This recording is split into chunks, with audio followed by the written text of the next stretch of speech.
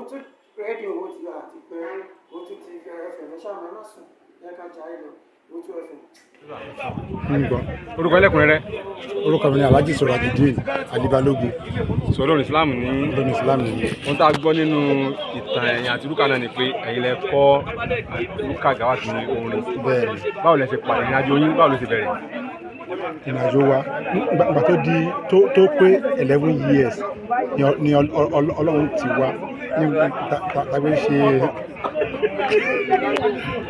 ìgbà yẹn a máa ń ṣe mọ́lúdì káàkiri so ibi tí mo ti gbé lọ ṣe síkìrì mọ́lúdì ló ti wá fún òun fẹ́ kọrin bismillah ó dẹ̀ bẹ̀rẹ̀. ó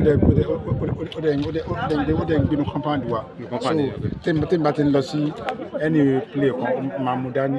so ó sanwó pé èèyàn fẹ́ kọ́ṣẹ́ ó tí o sanwó bọ̀ tó wá fún rẹ̀ pé ó wá fún rẹ̀ ó ṣe èmi náà wò pé tí bá jẹ́ ọ̀gẹ́ tí bá ń kọ lórin òun náà máa wúlò. ọdún mélòó wà lọ́dọ̀ yín. ó lò 19 years lọ́dọ̀ mi. 19 years. bẹ́ẹ̀ gbogbo 19 years yẹn tí ẹ bá gbáyàn pé fún 19 years ọdún mọ́kàndínlógún. bẹ́ẹ̀ ni. ó máa ní ìyá mẹ́ni ẹ dáadáa. mo mọ̀ tilé. irú ìyẹn wo ni Rúkà. èèyàn tí Rúkà jẹ́ láti ilẹ̀ ẹ wò torí Ọlọ́run ẹ má bínú ẹ má pa mí lẹ́kún. Ọlọ́run nípa lẹ́kún ó ti ṣẹlẹ̀ náà àjọ ni a máa fẹ́ràn wọn. Rúkà èèyàn tó jẹ́ láti ilẹ̀ èèyàn tó ní ìfẹ́ inú ni ó dẹ̀ láwọ́ for everybody ó dẹ̀ jọ ọmọ kan tó tẹríba fún mi fáṣíwájú ẹ̀ ó tẹríba ó máa ń tẹríba fún mi.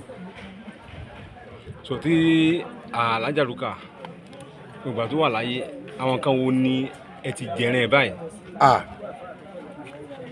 kò tẹ̀ ṣe é kà ìgbà tó wà láyé kò ṣe é kà first àjì mi tí mo kọ́ lọ gbàrà Rúkà ló rán mi lọ sí Mọ́kà. ọdún òní.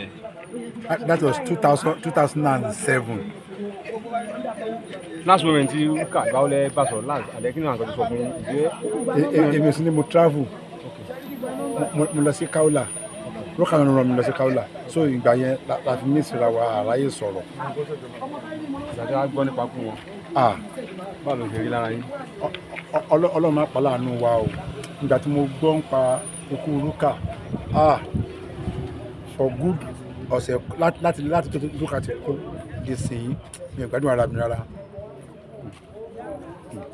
bàbá Rúkà ti lọ. bẹ́ẹ̀ni. Ọlọ́run ò lọ.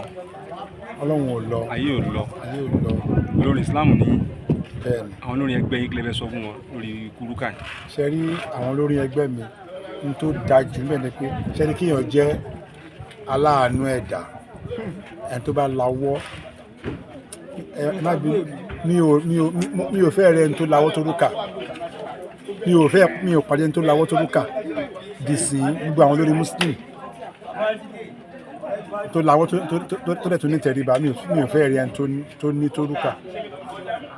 bàbá nínú ẹgbẹ́ yín ó ti pín sí yẹlẹyẹlẹ Isman gan méjì ló wà lẹ́kọ̀ọ́. Isman méjì ló wà lẹ́kọ̀ọ́. àbí ọsọ bẹ́ẹ̀. àbí bẹ́ẹ̀ ló yẹ rí. ọsọ bẹ́ẹ̀. kí lẹ fẹ́ sọ fáwọn ẹgbẹ́ yín pàápàá pé à ń yapa lórí ikú Rúkà yìí. ẹ ṣe ní tí mo kàn fẹ́ sọ fáwọn ẹgbẹ́ wa tó ń kọrin kọ́ máa ṣe ní ẹlẹ́yàmẹ̀yà kọ́ máa yapa ká wà unite ká wà ní ẹ̀kọ́ ṣoṣo. orúkọ ẹlẹ́kan sà. Alhaji Surajudeen Alibalogun.